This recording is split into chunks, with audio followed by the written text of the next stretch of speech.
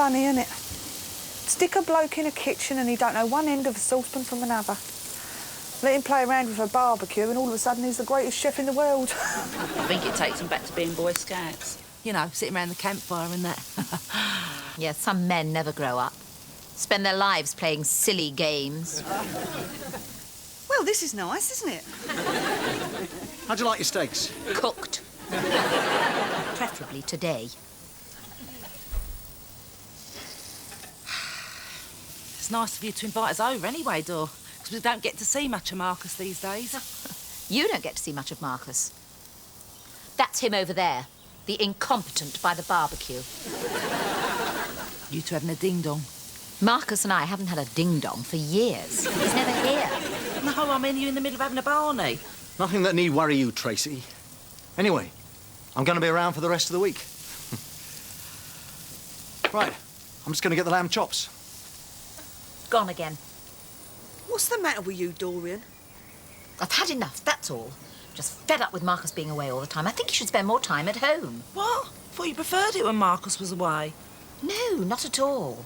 I quite like having a man about the house. You always do have a man about the house. That's why I thought you preferred it when Marcus was away. It may come as a surprise to you, Tracy, given your circumstances. But it is usual for a husband and wife to spend some time together. Don't start on me just because you got the amp. He's never here. For all I see of Marcus, I may as well be a widow. In fact, in many ways, I'd prefer to be a widow. Cheer up, Dor. Have another drink. Here we are then, lamb chops. How do you want them, Sharon? Do you want them with rosemary? No, I'll have mine with Tracy and Dorian. Very good. Any vacancies in your cafe for a junior chef? As you can see, I'm pretty hot stuff. Huh. How are things going in the catering trade? Bit iffy at the moment. I'm having a bit of trouble with the Inland Revenue. Why, what's the problem? Dunno.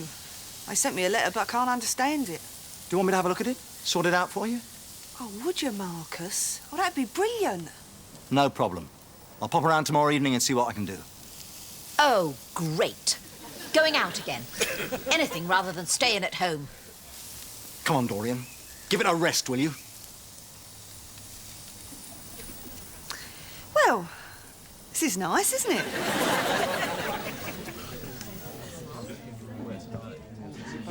There's nothing to hold me back now. I can start doing a bit of business again. What do you mean again? You never done any business before. Well, you shut up and listen for a minute. See, I can use the phone, can't I? For buying and selling. This geezer on my landing told me all about it. He knew Gerald Ronson. Who? Gerald Ronson. And Gerald Ronson, when he was in Ford Open, ran the whole of his business empire from the end of a phone. What business empire? Well, I don't know exactly. I think he invented the cigarette lighter. See, now I can use the phone, I'm in a position to arrange orders. Chris, I ain't running up here with takeaway egg and chips. No. I'm talking about special orders, buying in supplies for the caff. I've heard, from a friend of a friend, about a load of stuff that's going cheap. We don't want it. We've already got it. I've done the deal. You ain't no right. I run that caff. You keep your snotty nose out. You won't say that when you hear the details. Look, there's tin tomatoes, baked beans, cheeses, all that sort of stuff, eh? Big catering packs, and all for next to nothing, eh? What do you say to that? I say keep your snotty nose out. Oh, be reasonable, Sharon. Look, this is a deal no one could turn down. I mean, the more you buy, the cheaper it gets. It's called bulk buying. It's called being conned. No one does deals like that. They do if they know the right people, eh? And I know the right people. Look, according to Barry... Who's Barry? Well, he's the friend of a friend. Anyway, according to Barry, this is a once-in-a-lifetime opportunity. He says it's a very hush-hush operation. It's even got a code name. Hey, it's codenamed Food. That's brilliant. Yeah, I thought it was clever. Do you know something, Chris Theodopoulos? You've got even thicker since you've been in here. Oh, you reckon? You can't take it, can you, eh? Gets right up your nose, doesn't it? What does? Me being successful. You're in the nick, for God's sake! All right, for the moment. But I mean, I've got plans. You underestimate me. You think I'm useless, don't you? Yeah? Well, I'm not. When Barry delivers that stuff and you start making money hand over fist, you'll realise that I'm a major player. I'll be like a stockbroker. You what? Well, stockbrokers do all their business on the end of a phone. Look, this geezer on my landing told me all about it. He says you can make a fortune from insider dealing. What are you on about? Well, don't you get it, Sharon? I'm inside and I'm dealing. Here, Trace, what's mine? Scorpio. Today, your mouth will be 2 steps ahead of your brain as usual. So if you've got any sense, you'll keep your big gob shut. Don't really say that, does it? No, of course not. I made it up. Good advice, though. Give it here. All right, Paul. How's things? Difficult, Tracy. Difficult. I don't know quite what is going to happen today. Here, I'll tell you. Virgo. There's a laugh. You are at a crossroads in your life and are not sure which path to take. That's very true. However, rest assured, as there is a bright future ahead for you and your partner. Who is your partner at the moment? Is it still the bloke from the garage? You know, the quick fit fitter? No, he's exhausted. Perhaps when they say your partner, they mean Marcus. Perhaps your future with him is looking bright. I very much doubt it. Where was he yesterday? He said he was going to come round and help me with my tax. Was he? You know he was. Well, I'm not responsible for what he does or doesn't do. So can he come round later? No. I thought you weren't responsible for him. Look, what Marcus does is no concern of mine. I don't interfere in his affairs. As long as he don't interfere in your affairs, eh? Sometimes, Sharon, you go too far. Well, when you do speak to him, can you tell him that I'm up to here with a tax man? Yes, well, I very much doubt I shall speak to him again.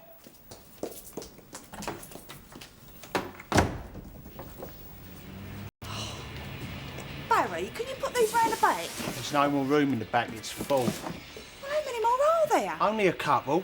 Oh, for God's sake! They're small ones, all right.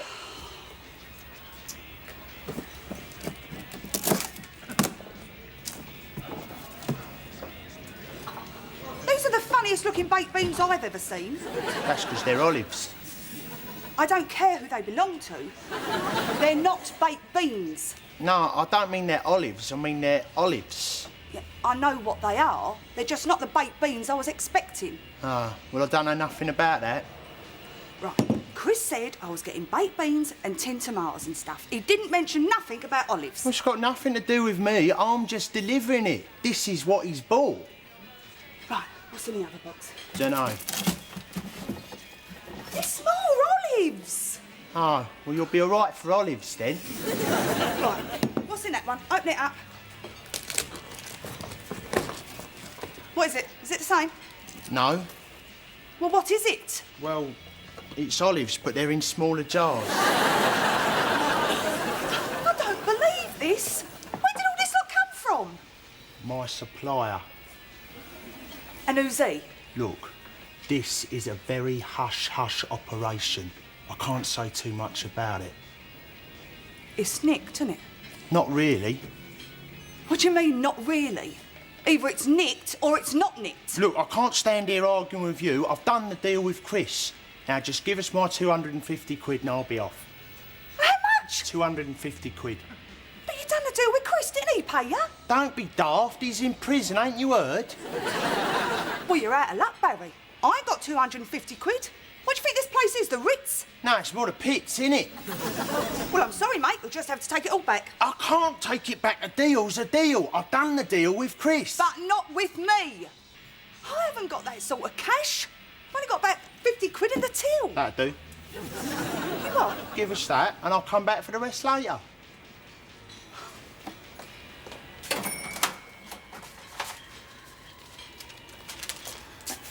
Chris. I'll murder him. So, he was right. Who was? Chris, he said on the phone he was a stroppy cow.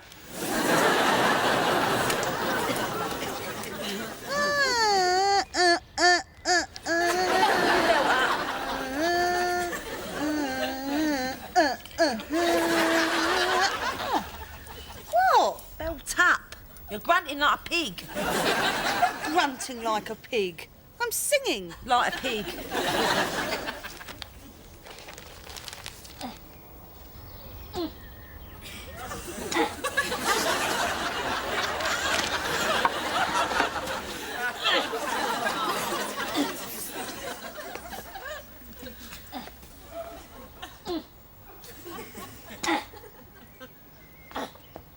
Dorian, what are you doing? Well, You haven't taken up gardening, have you?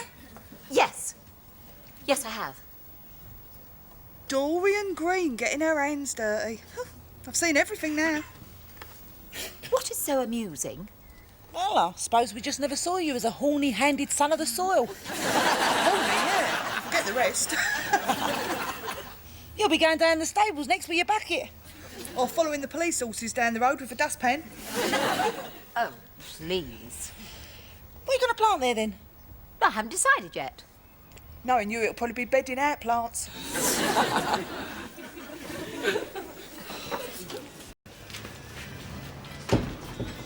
Here, Sharon. Barry, if you've come for your 200 quid, you can stuff it. You can stuff your olives as well. You want stuffed olives? No, I don't want any bleeding olives. I never did want olives. I thought I was getting baked beans. What am I meant to do with these? Oh, yeah. Well, that's what I've come about, see? You haven't used any of them yet, have you? Used them. I ain't even unpacked them all yet. What about the cheese? What cheese? Have you sold any cheese? I didn't know I had cheese. Yeah, there's 4 cases of blue brie back there. Oh, that's wonderful, that is. What am I meant to do with that? Get rid of it quick. What? Get rid of it, stash it, dump it, tuck it away. I knew it. I flipping knew it. It's nicked, isn't it? No. Well, yeah, but not really. Are the law onto you? No, not the law. Someone else. Right, Barry.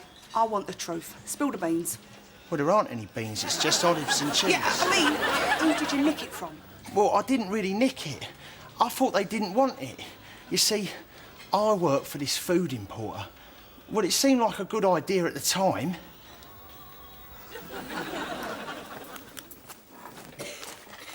All right, dog.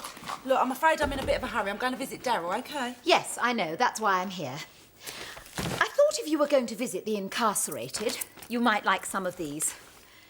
Been having a clear out of Marcus's things, and I thought, well, rather than give them to War on Want, you and Sharon might like them. Oh, thanks a lot. Not for yourselves, you understand. For your husbands. Darryl don't need handouts, OK? They're not handouts. The thing is, Marcus has taken up so much space in one of my wardrobes that something's got to give. Or someone's got to give. Precisely. And it's me. I'm giving away his clothes. I ain't being rude, but Darryl's got his pride. He wouldn't wear someone else's cast-offs. Would Chris? Oh, yeah, he would. Good. Give them to him, then. It would be nice to know that some underprivileged person is getting some pleasure out of them. Because Marcus won't be needing them anymore.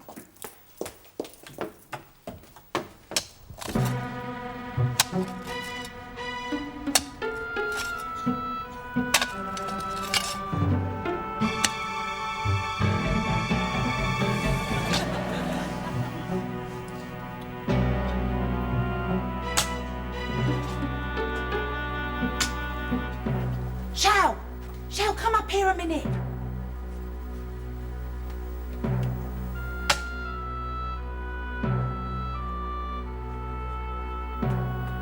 Hurry up. What? What's the matter? Come and have a look, but don't let me see you. What's he got? Looks like... bloody hell. Bloody hell.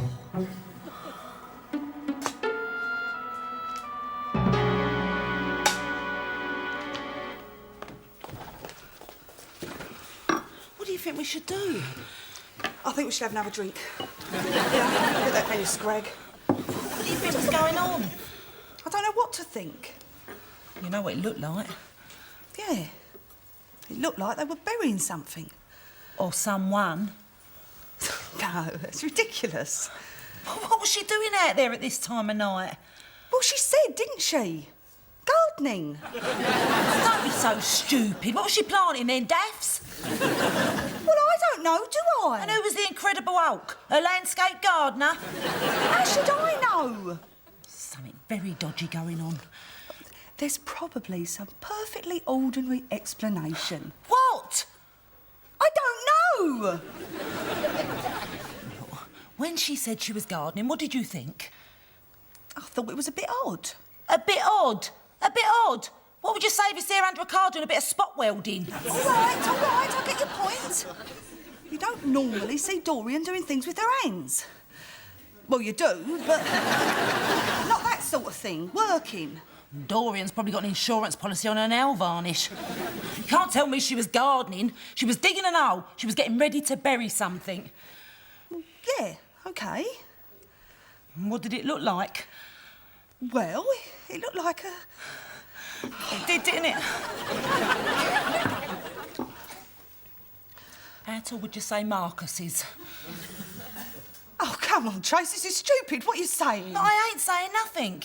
It's just that we haven't seen Marcus around. We don't always see Marcus around. Well, we see him on Sunday. Well, there you are, then. And he said he was going to be around all week. He said he'd come over and help you sort out your tax. Well, he didn't. Where was he? Well, how should I know? Maybe it was like I said and he's gone off with another woman. And maybe he's lying on the kitchen floor in a pool of blood. Oh, give over. You're pissed, you are. Have another drink. They were having an argy-bargy at the barbecue, weren't they? Too right. And I've just remembered something she said. What? She said she felt like a widow. She said she felt like being a widow. No. She said she'd prefer to be a widow. Yeah, but that's just something you say, isn't it? I mean, I say I could murder Chris. I don't really mean it. Come to think of it, I do hate it. She came round today with a bag full of Marcus's clothes. Said he wouldn't be needing them anymore. What? I brought them up the nick, give them to Darryl. We didn't want them, so I left them for Chris. He took them, of course. Yeah. He could be wearing dead men's boots. Oh, give over. This is Chigwell, not Chicago. Yeah, you're right. We're going over the top. Yeah. There's probably some perfectly ordinary explanation. Some very good reason why Dorian was burying something. Something quite big in the garden in the middle of the night. What? You're right, she's done him in, hasn't she? Oh, my God, who's that? Oh, how do I know? You answer it.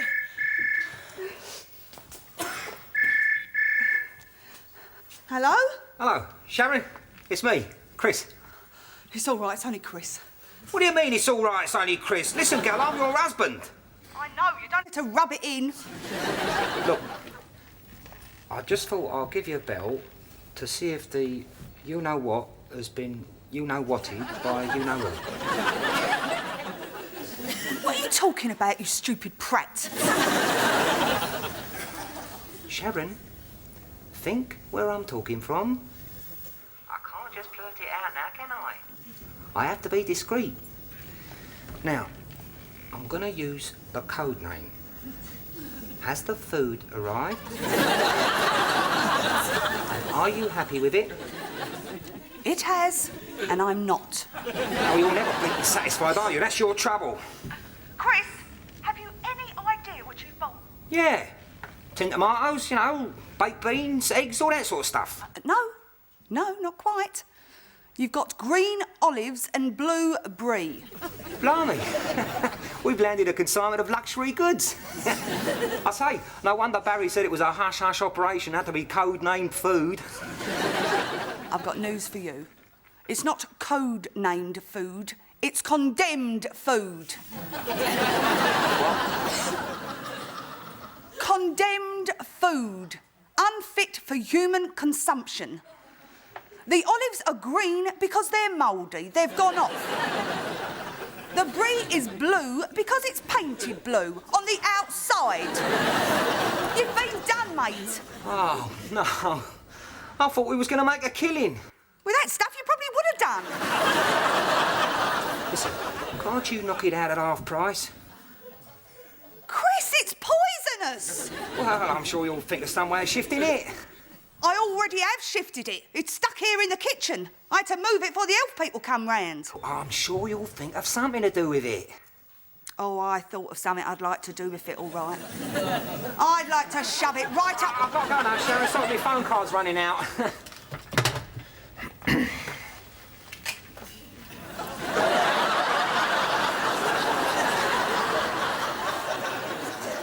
That Chris, I could murder him. Don't say that. Listen, Shell, I've been thinking about Dorian and Marcus and that.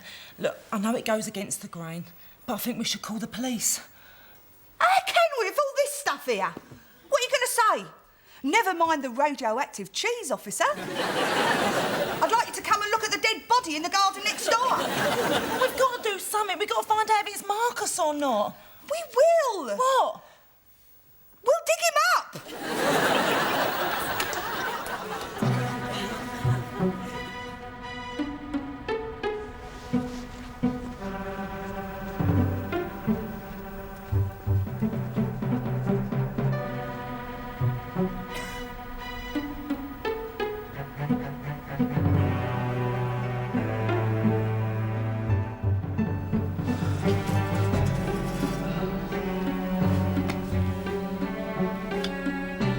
You start. No, you start. It's your idea. All right, we'll both start together.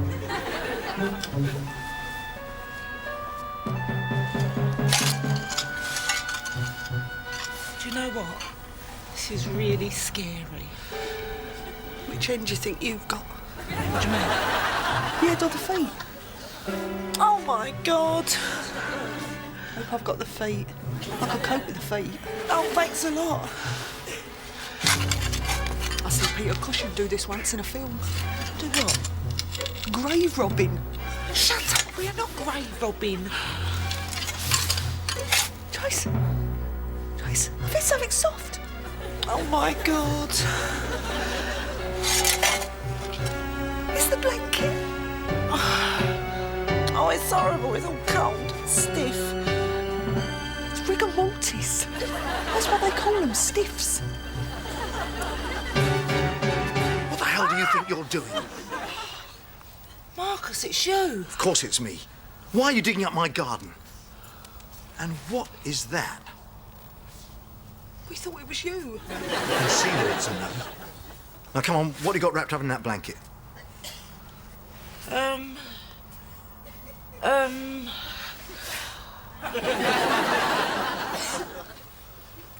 my golf clubs.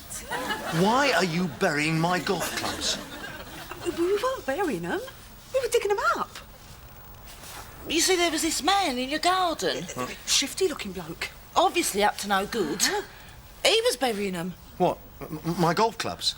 Yeah, but we didn't know what he was burying, so we came out here to find out. Well, who was he? And why was he doing that? Probably a burglar. He looked like a burglar, didn't he, Yeah, Trace? yeah, he did. Yeah, a burglar. He was gonna bury him and then come back to collect him later. Burglars do that, don't they? Do they? Yeah. Yeah, I suppose you know what goes on in the criminal mind. I beg your pardon. Anyway, now we've got your stuff back for you. We'll be on our way. Yeah. Daisy.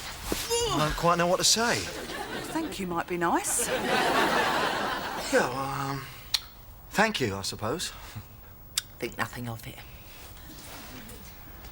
Marcus, couldn't give us a bunk up over the fence, could you? And you didn't say you saw me there as well. Of course not, Dor. What do you take us for? You didn't think we'd grass you up, did you? Did he really swallow the story about it being a burglar? Hook, line and sinker. He's running round now, examining the security system. Trying to work out why the alarm didn't go off. Keep him busy for days. And who was that Mr. Muscles in your garden? Is he your latest? Who's Sven? No, he's actually my last. Turned out to be a big disappointment. Muscles everywhere except where they were needed. But why were you burying Marcus's golf clubs? Because I wanted to stop him playing golf. Bit drastic, isn't it? He was going to Lytham for the weekend with Melanie Fishman. He was paired with her. Is that what they call it? In the tournament. They were drawn together in the mixed foursomes. Oh, and you got the ump because you didn't want Melanie and Marcus drawn together afterwards. In a mixed twosome. You thought she'd pull him? She couldn't pull a cracker at a Christmas party. It's not what I've heard. Loathsome bitch. I'll never speak to her again. Thought she was your best mate. Not anymore. Just because Sven preferred me to her, which is hardly surprising, she got into a complete rage, and then the spiteful madam threatened to tell Marcus about him. And you didn't want him strolling round the golf course making idle conversation. Exactly. He's been unbearable. I tried to persuade him not to play golf, saying I wanted him to stay at home. We'd work on our marriage. Wouldn't believe me. We wouldn't believe you either. No one would believe that. So he stormed off in a huff. He was away for days. Is that why he didn't come round about my tax? Yes. But he's back now. Tail between his legs. He says he'll scratch. He'll what? Scratch. Has he caught something? From the tournament. He won't play golf. And by the way, if you saw me burying his golf clubs, why were you digging them up? We weren't digging them up. We weren't after them. We were We were drunk. Yes, well, you've left a big hole in my garden. What are you going to do about it?